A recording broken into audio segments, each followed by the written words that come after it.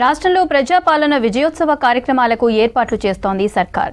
9 రోజుల పాటు వివిధ ప్రోగ్రామ్స్ నిర్వహించాలని నిర్ణయించారు. గ్రామాల్లో సీఎం కప్ పేరుతో ఆటల పోటీలు పెడుతోంది. ఇంటిగ్రేటెడ్ రెసిడెన్షియల్ స్కూళ్లకు భూమి పూజ చేయనున్నారు.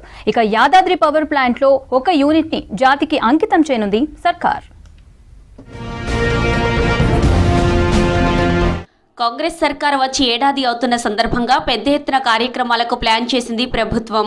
ప్రజాపాలన విజయోత్సవాల భాగంగా 9 రోజుల పాటు వివిధ కార్యక్రమాల నిర్వహణకు ప్రభుత్వం యాక్షన్ ప్లాన్ సిద్ధం చేసింది. ఇప్పటికే శాఖల వారీగా డిసెంబర్ 1 నుంచి 9వ తేదీ వరకు వరుసగా నిర్వహించే కార్యక్రమాలకు అధికారులు ఏర్పాట్లు చేస్తున్నారు. ప్రజాపాలన విజయోత్సవాల సందర్భంగా రాష్ట్రంలో కొత్త ఇంటిగ్రేటెడ్ రెసిడెన్షియల్ స్కూల్ కాంప్లెక్స్ భవనాలకు భూమి పూజ చేయనున్నారు మంత్రులు, ఎమ్మెల్యేలు. ఇప్పటికే 28 నియోజకవర్గాల్లో ఈ భవనాల పనులు మొదలయ్యాయి. మరో 26 నియోజకవర్గాలకు ప్రభుత్వం ఇటీవలే మంజూరు చేసింది. వాటికి శంకుస్థాపన చేస్తారు.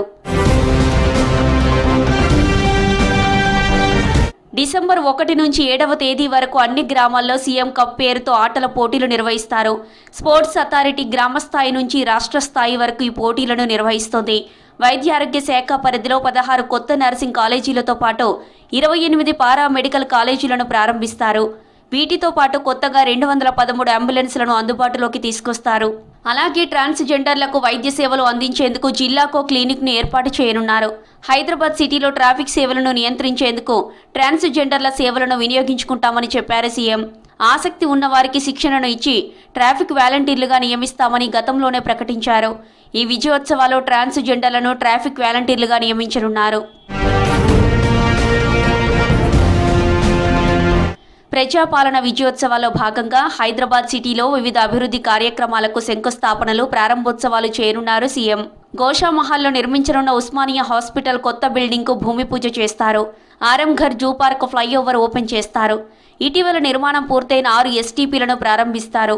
హెచ్సిటీ ప్రాజెక్టులో భాగంగా చేపట్టే వివిధ పనులకు భూమి పూజ చేస్తారు.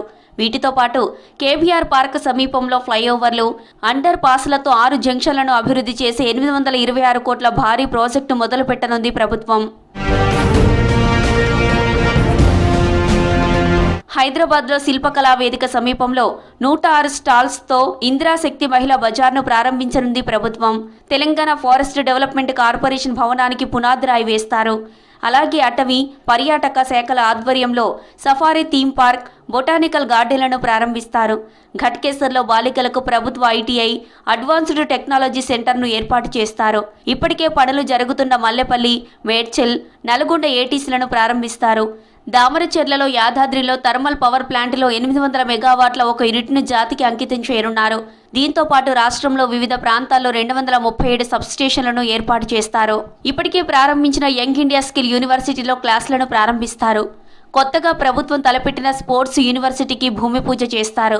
ఐటీ, ఇండస్ట్రీ శాఖ ఆధ్వర్యంలో ఏఐసిటీ ఏర్పాట్లతో పాటు పలు ఒప్పందాలు చేసుకుంటారు. విజయోత్సవాల సందర్భంగా రాష్ట్రంలోని అన్ని పాఠశాలలు, కాలేజీల్లో వ్యాసరచన పోటీలు నిర్వహిస్తోంది విద్యాశాఖ.